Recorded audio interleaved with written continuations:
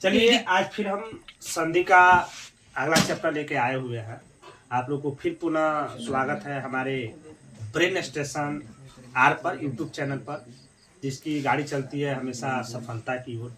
पिछले वीडियो में जब हम संधि की चर्चा किए थे, हमने बताया था कि संधि के जो वीडियो हम छोटे छोटे वीडियो के तौर पर संधि को पढ़ने का प्रयास करेंगे। पहले हमने बताया था कुछ वीडियो जो आएगा आपके सामने, उसमें पहले परिभाषित रूप से आएगा और फिर हम ऑब्जेक्टिव के रूप से भी पढ़ेंगे। जैसे कि हम जानते हैं कि पहले कुछ परिभाषा याद रहेगा तो भी हम ऑब्जेक्टिव निकाल पाएंगे, नहीं तो फिर ऑब्जेक्टिव निकालना थोड़ा सा टफ लग जाएगा। और फिर हमने बताया था कि सीखेंगे कि संधि विच्छेद कैसे करेंगे।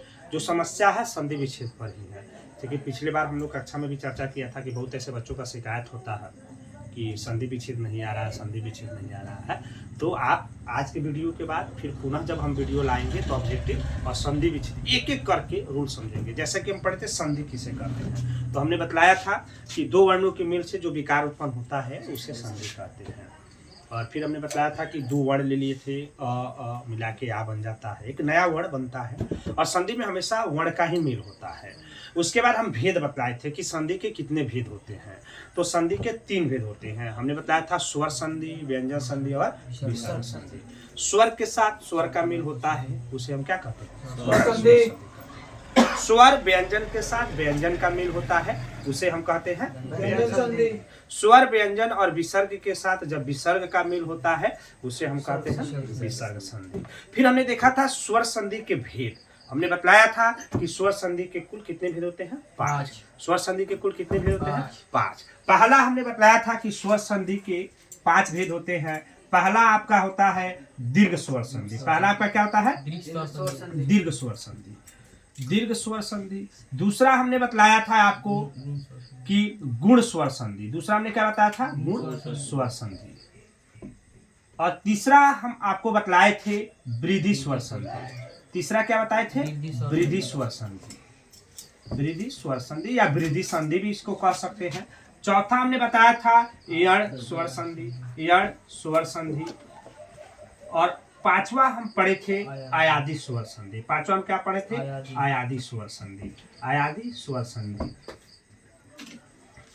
सबसे ज्यादा अगर ऑब्जेक्टिव पूछा जाता है संधि में तो इन्हीं से पूछा जाता है। स्वर संधि के 5 है, दीर्घ, गुण, वृद्धि, यण और आयादी। याद रखेंगे 5 में होता है। हमने बताया था बड़ा को दीर्घ स्वर संधि कहते हैं। फिर बड़ा बनने के लिए आपको थोड़ा सा आपके अंदर गुण होना चाहिए तो गुण स्वर संधि कहते हैं। जैसे आपके अंदर गुण आएगा आप वृद्धि करिएगा तो वृद्धि स्वर संधि, और फिर यण और आयादी स्वर संधि होता है।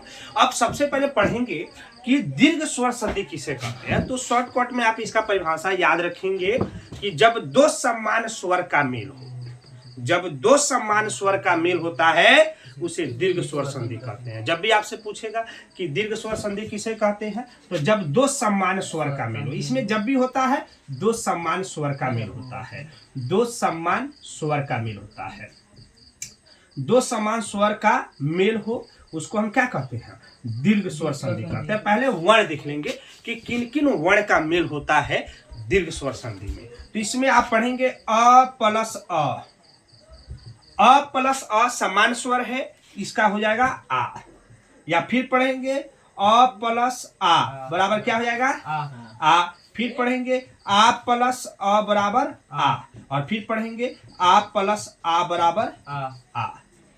यानी दीर्घाकार हो रहा है, दो समान स्वर का मेल हो रहा है, यहाँ पर दीर्घाकार हो रहा है, इसलिए इसको दीर्घ स्वर संधि कहते हैं। और दीर्घ स्वर संधि में ये दो वर्ण का मेल होता है। उसके बाद देखेंगे छोटा ई प्लस छोटा ई बराबर बड़ा ई, जिसको हर्षई प्लस हर्षई बराबर दीर्घई भी कहते हैं। फिर हर्षई प्लस दीर्घई बराबर दीर्घई। फिर होता है दीर्घई प्लस हर्षई बराबर दीर्घई। और फिर होता है दीर्घई प्लस दीर्घई बराबर दीर्घई। इसमें भी आप देखेंगे समान स्वर का ही मेल हो रहा है। उसके बाद आप पढ़ेंगे हर्षौ प्लस हर्षौ बराबर दीर्घौ। फिर पढ़ेंगे दीर्घौ प्लस हर्षौ बराबर दीर्घौ। फिर पढ़ेंगे हर्षौ प्लस दीर्घौ बराबर दीर्घौ। और फिर पढ़ेंगे दीर्घौ प्लस दीर्घौ बराबर दीर्घौ। उसके बाद दो और वर्ण है जो इसका मेल होता है। आप हिंदी ग्रामर में पढ़िएगा तो एक ही री होता है, संस्कृत ग्रामर में बताया था छोटा री और बड़ा री भी होता है। तो जैसे कि आप पढ़ेंगे कि छोटा री प्लस छोटा री बराबर मिलके हो जाता है बड़ा री। उसके बाद होता है बड़ा री प्लस छोटा री मिलके हो जाता है बड़ा री। फिर बड़ा मिलके और फिर छोटा मिलके क्या हो जाता है, बड़ा ही हो जाता है, दीर्घाकार हो जाता है।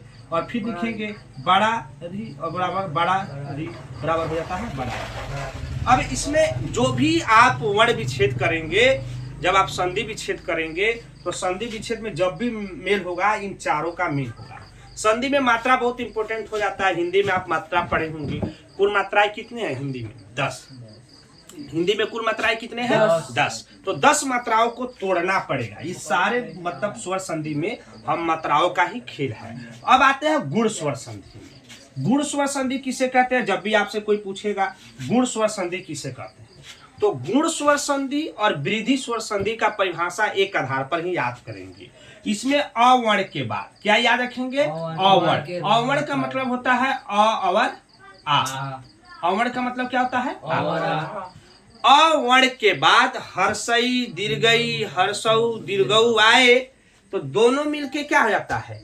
ए ओ अर हो जाता है। अब सिंपल भाषा में क्या लिखेंगे? अवर्ण यानी अ और आ के बाद हर्षई दीर्घई हर्षऊ दीर्घऊ छोटा री बड़ा री आए तो दोनों मिलके ए ओ अर हो जाता है। यानी हमने बताया था कि गुण स्वर संधि में एक मात्रा, जिस तरह से आप पढ़ेंगे दीर्घ स्वर संधि में मात्रा देखेंगे तो आकार, दीर्घिकार, दीर्घुकार और रीकार, ये समानता मात्रा वाले जो होते हैं वह दीर्घ स्वर संधि कहलाते हैं।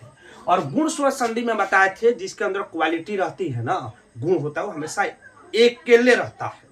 और जब अकेले रहेगा तो वो ज्यादा चिंतन मनन करेगा तो एक मात्रा याद रखेंगे, जैसे कि एकार, ओकार और अरकार, ये गुण स्वर संधि कहलाते हैं। जब भी तोड़ेंगे ए ओ अरकार को तोड़ेंगे तो हमने क्या बताया? अ और आ के बाद मान लीजिए हर्षई दीर्घई आया, हर्षऊ दीर्घऊ आया, या छोटा री बड़ा री आया, तो ये दोनों मिलके ए ओ अर हो जाता है।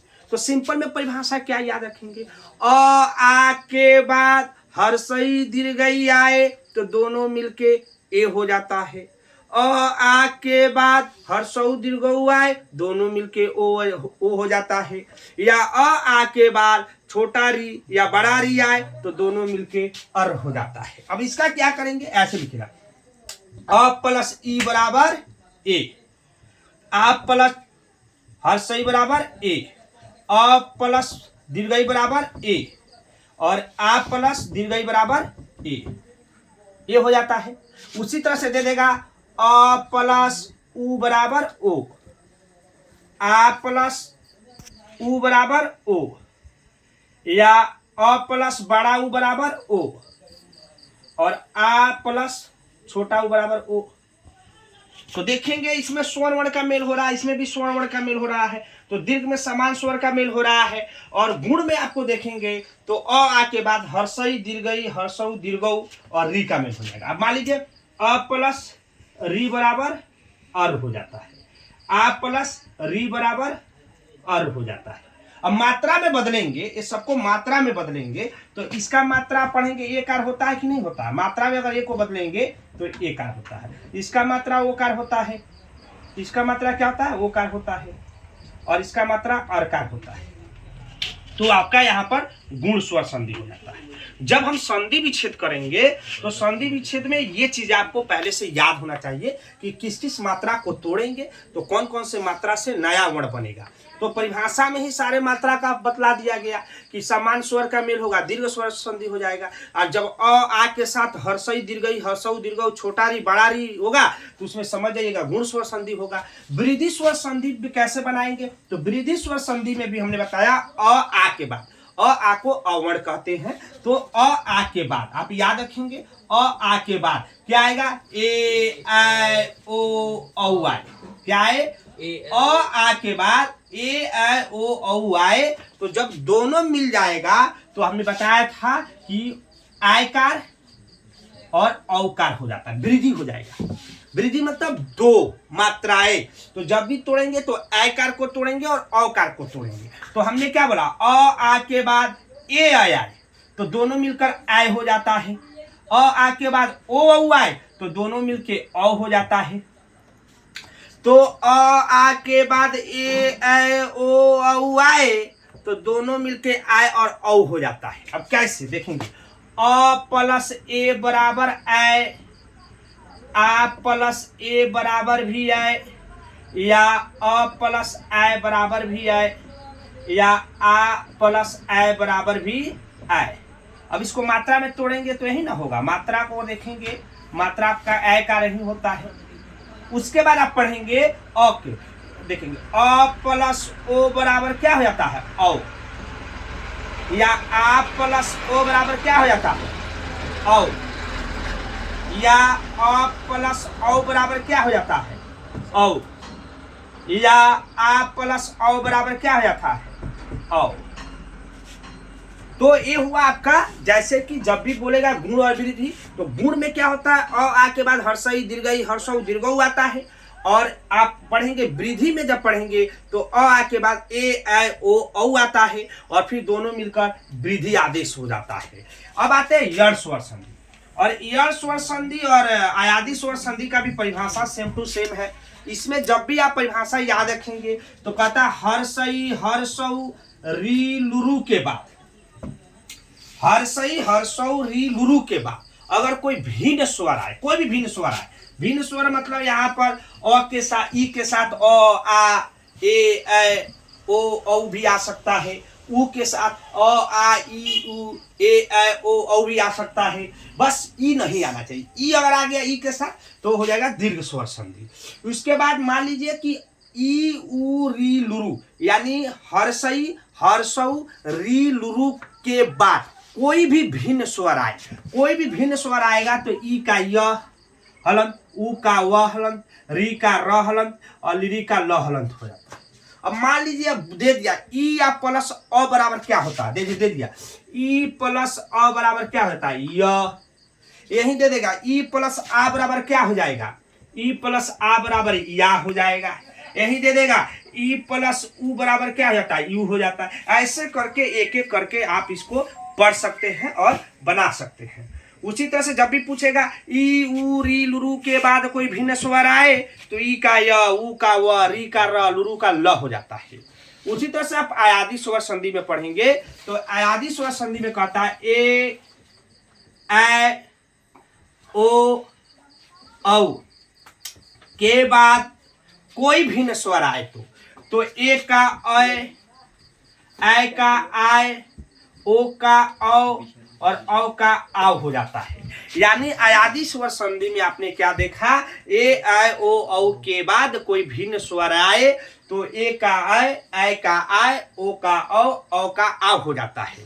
उसी को हम आयादी स्वर संधि कहते हैं। तो आपने देखा कि 5 स्वर संधि के 5 भेद होते हैं। दीर्घ स्वर संधि, जब सामान्य स्वर का मेल होता है उसे दीर्घ स्वर संधि कहते हैं। उसके बाद हमने बताया गुण स्वर संधि। गुण स्वर संधि में हमने बताया आ के बाद हर्षई दीर्घई हर्षौ दीर्घौ छोटा री बड़ा री मिले तो ए ओ अर हो जाता है। उसके बाद हमने बताया वृद्धि स्वर संधि। तो वृद्धि स्वर संधि में हमने बताया आ के बाद अगर क्या मिल जाए आपको, आ के बाद ए ऐ ओ औ मिल जाए तो क्या हो जाता है, ऐ और औ हो जाता है। याद रखेंगे, ऐ और औ हो जाता है। उसके बाद यण स्वर संधि में बताया हर्षई दीर्घई हर्षौ दीर्घौ के बाद कोई भिन्न स्वर आए तो ई का य, उ का व, री का र, लुरु का ल हो जाता है। और आयादी स्वर संधि में हमने बताया ए ऐ ओ औ के बाद अगर कोई भिन्न स्वर आता है तो ए का ऐ का आय, ओ का औ का आ हो जाता है। तो ये था आपका स्वर संधि का परिभाषा, कुछ वर्ण जहां पर मेल हो रहा है। अगली बार जब हम पढ़ेंगे तो इससे एग्जाम्पल पढ़ेंगे, फिर तोड़ने का सीखेंगे कि संधि विच्छेद करे तो करे कैसे और संधि करे तो करे कैसे। अगर संधि विच्छेद करना आ गया यहाँ से, अगर संधि करना आपको यहाँ से आ गया तो समझ लीजिए कि संधि विच्छेद आपका कंप्लीट हो गया। तो अगले वीडियो में हम ट्रिक देखेंगे कि किस तरह से संधि विच्छेद किया जाता है। बहुत बच्चों का जो शिकायत है कि संधि विच्छेद करना नहीं आता है, तो अगली वीडियो में आप 100% क्या कर सकेंगे, संधि विच्छेद करना सीख लेंगे। जय हिंद।